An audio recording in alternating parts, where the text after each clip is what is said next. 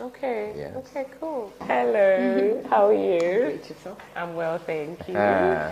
So, In the modern world, she's Dr. Eudora Bat Ami Kudiabor, a naturopathic doctor, an African indigenous healer, a traveler across continents, a seeker of wisdom. But by the ancestors, she is Mamaga Aku Fukeshi, blood of the great Alolo clan, the beloved granddaughter of the great Koku Ahatafu, born of the sacred twin lineage, carrying the mantle of balance and duality, the harmony of opposites, the bridge between realms, the keeper of continuity, chosen from birth to walk between silence and song, between memory and renewal, between the living and the departed.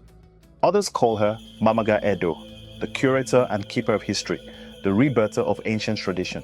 She is an author, a historian, and a healer, tending not only to the body, but to the spirit of her people.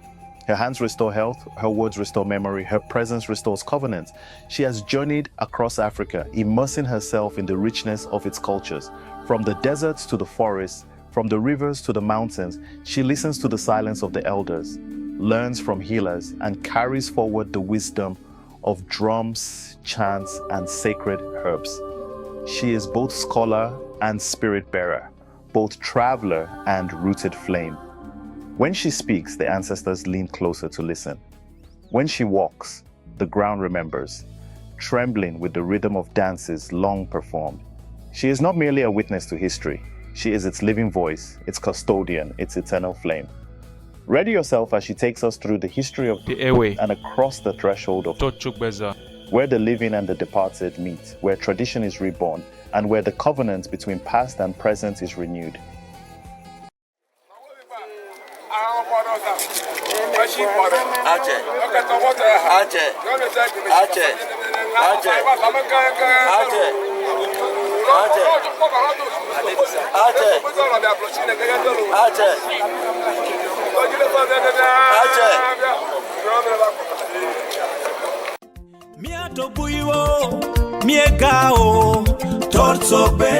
The legend of Sokpe and the Tortsogbeza Festival.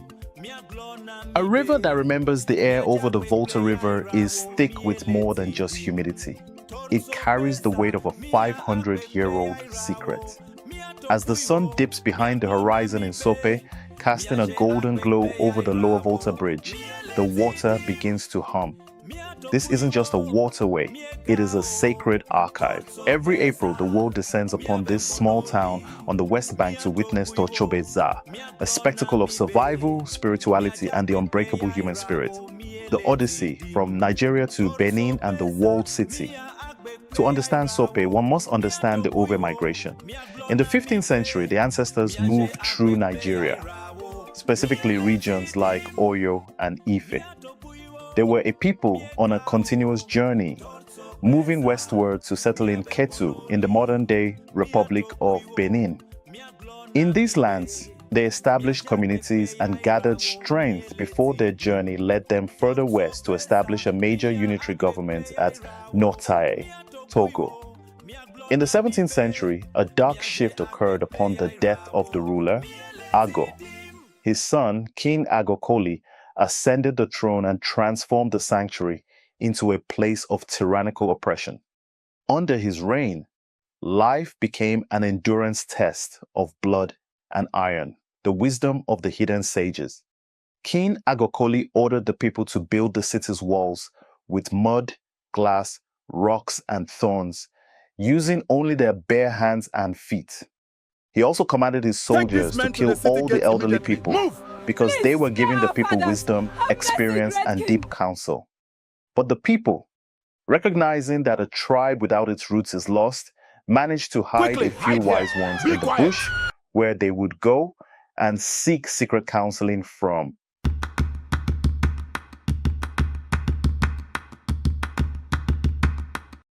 The king's cruelty reached a peak when he issued an impossible command. The people were to weave a rope out of clay. Trapped by this decree, the people went and told the elders that they hid in the bush what the king commanded them to do.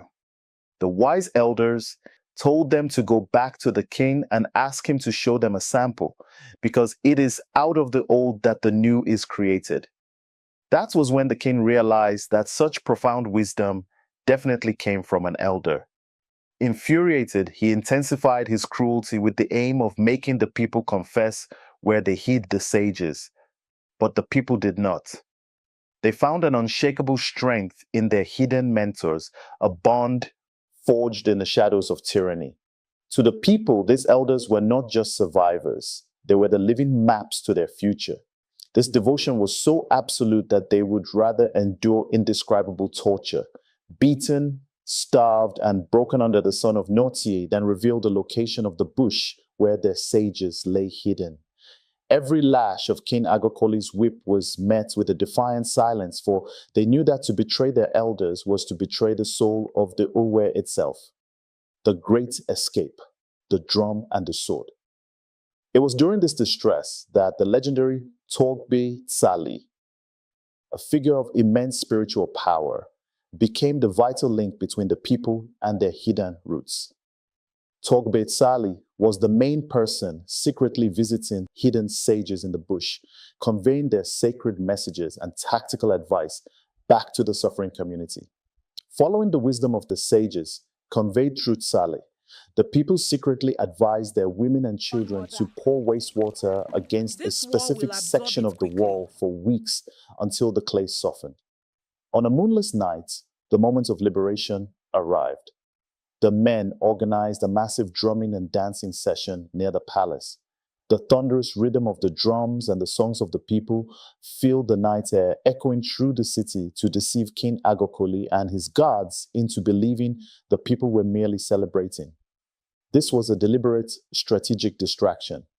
The loud, echoing vibrations of the drums acted as a wall of sound that completely swallowed the noise of the barrier being breached. Under this heavy blanket of music, the physical breaking of the clay was hidden from the ears of the king's guards. Furthermore, Tortsogbeza enchanted the drums the men played that night to put the king and his guards into a deep sleep. This bought them enough time to escape. Escape to the bush!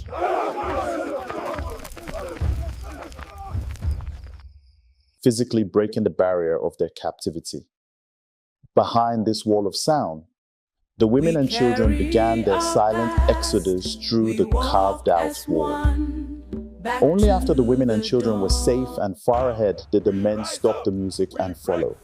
It was only after hours that the enchantment on the drums wore off, giving the people enough time to escape so they couldn't be traced when King Agokoli's soldiers eventually went after them. They walked backward out of the city, leaving footprints that suggested they were entering rather than leaving. To ensure their path was safe, Tortsogbeza transformed into a flying spirit to survey the land ahead, returning to assure the people that the way was open. This legacy shows the importance of elders in our midst, a priceless treasure to hold. Fire powder and the hunter's gambit. Throughout this grueling journey, they were sustained by Jawo, which translates literally as fire powder. This name is a dual tribute to both its preparation and its purpose. It is born from the intense heat of the fire used to roast the maize to perfection, and it provides the internal fire or energy required for a warrior to endure the impossible dot. To look at this fire powder is to see the very earth of the volta, a fine terracotta-hued powder often molded by hand into smooth, firm spheres that feel heavy with the weight of sustenance.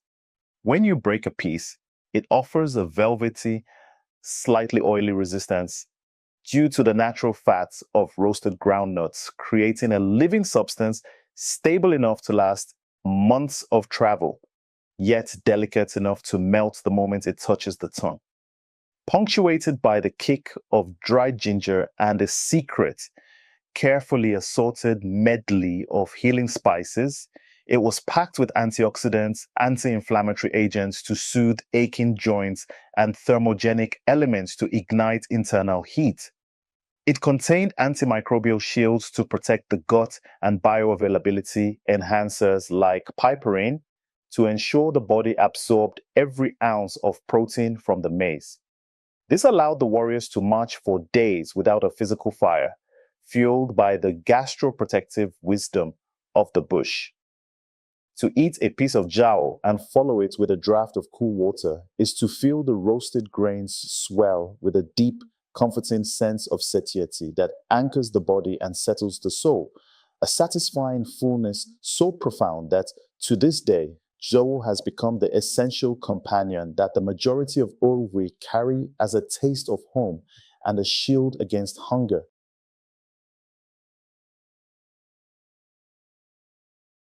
Following the Great Escape, the migration routes naturally diverged as the people sought their destined homes. While some Odwe groups veered toward the coast and surrounding plains, settling along the way in places now known as Kota and Loga, Manya, Have, Afiadenyiba, and many others, the ancestors of Sope pressed further onward. Their specific quest led them through the inland ancestral corridors of Evli, the vital gateway of Penyi, and the lands of Fairve. Every person with the blood of Sope carries this enduring warrior spirit, a spirit perfectly personified by the legendary hunter and scout of the Alolo clan, Adela Tonuche, also known as Togbe Ton Uchai, son of Alika and Mesiado.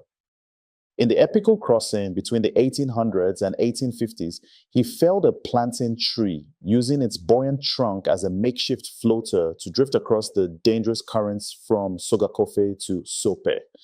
Upon reaching the west bank, he discovered a blacksmith working at his anvil, Zukpe. Acting with the astuteness of a true warrior, Torbe Tonuche bent his weapon on purpose and took it to the blacksmith to straighten it, surveying the land for safety while the iron was forged.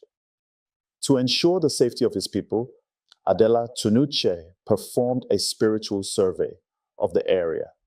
He returned to his people, gathered chosen warriors, and scattered a mysterious red substance, Zedze, around the forge.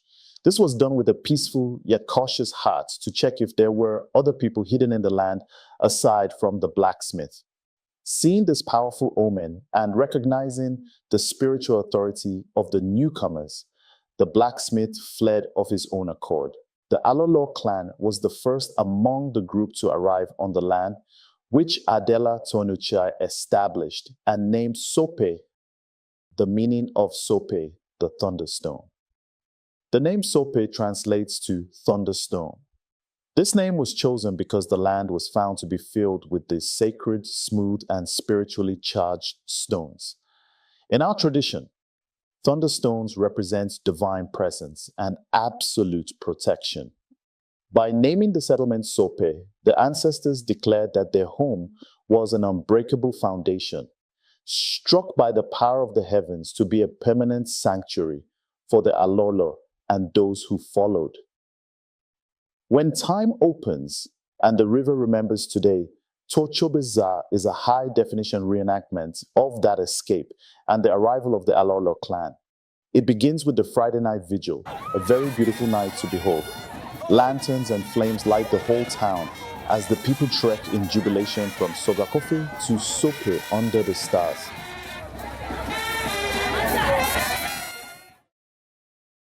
No one sleeps at the Favre Royal House. Everyone sits in circles around the chiefs and queens. The hearts of Sope's clans gathered together. Every family member, from the youngest child to the eldest elder, takes their place in the great ring of kinship. The night becomes alive with ancestral songs that echo through generations, riddles that test wisdom, and stories of survival that remind all of the strength carried within their bloodlines.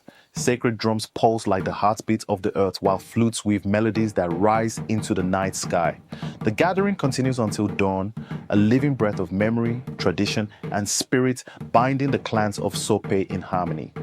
On the day of the crossing, the atmosphere is awe-striking. Royal warriors emerge in Batakari, their heads bound with red cloths, their bodies adorned with amulets and warrior regalia to honor the ancestors.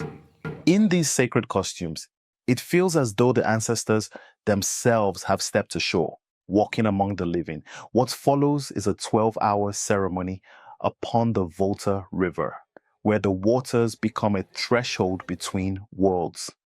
There, the living and the departed meet halfway. Songs rise, drums echo, and the river carries prayers into eternity. As the day deepens, the zawo powder is poured into calabashes, mixed with water, and shared among all present. Each sip becomes an act of remembrance, binding the clans together in memory and devotion. From dusk until dawn, the crossing binds generations in reverence and renewal, a living covenant between the people of Sope and their ancestors. As the sun begins its descent, a grand display of cultural mastery erupts. The ground trembles beneath the weight of ancestral dances. The air thickens with the smoke of musketry, and the sky rings with piercing chants and the thunderous roar of sacred appellations. This explosion of pride is no mere spectacle. It is the divine transition, the moment when the living acknowledge the eternal presence of their forebears. Only after this roar of recognition does the crowd disperse, retreating into the quiet sanctity of their various royal homes. There, silence replaces the thunder, and reflection takes the place of revelry. In the flickering light of the approaching dusk, each house prepares its hearth and its heart for the arrival of the linguists from each royal house.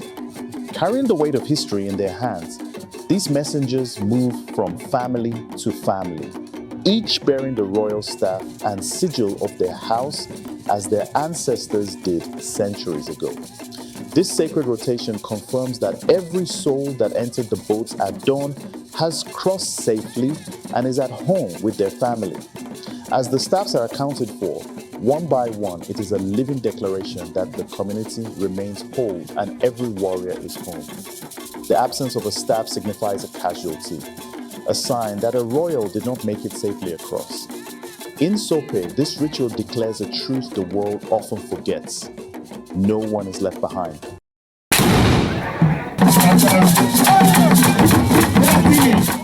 Saturday marks the Grand Durbar, where the atmosphere reaches a fever pitch.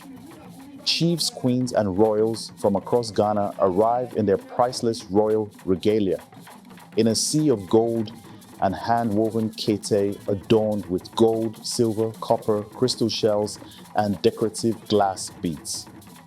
While the youth engage in the daring bridge jumping competition, a modern side attraction, the somber essence of the history remains. The homecoming of the seeds of the ancient blood. As the final echoes of the Agbaja drums fade, a profound sense of nostalgia settles over the town. Tortsogbeza is a grand temporal bridge where the diaspora travel thousands of miles to recharge their spirits. For the global traveler, Sope offers an experience luxury resorts in Bali or Ibiza cannot replicate. Authentic ancestral connection.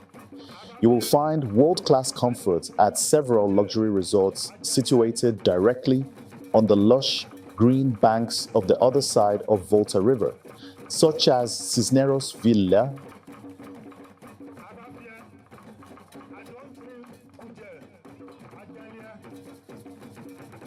somewhere in Sogakofe,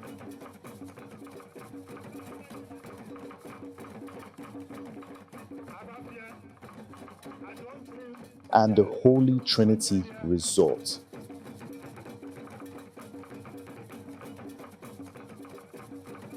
These riverbank sanctuaries allow you to witness a story of resilience while staying physically and spiritually connected to the timeless flow of the water.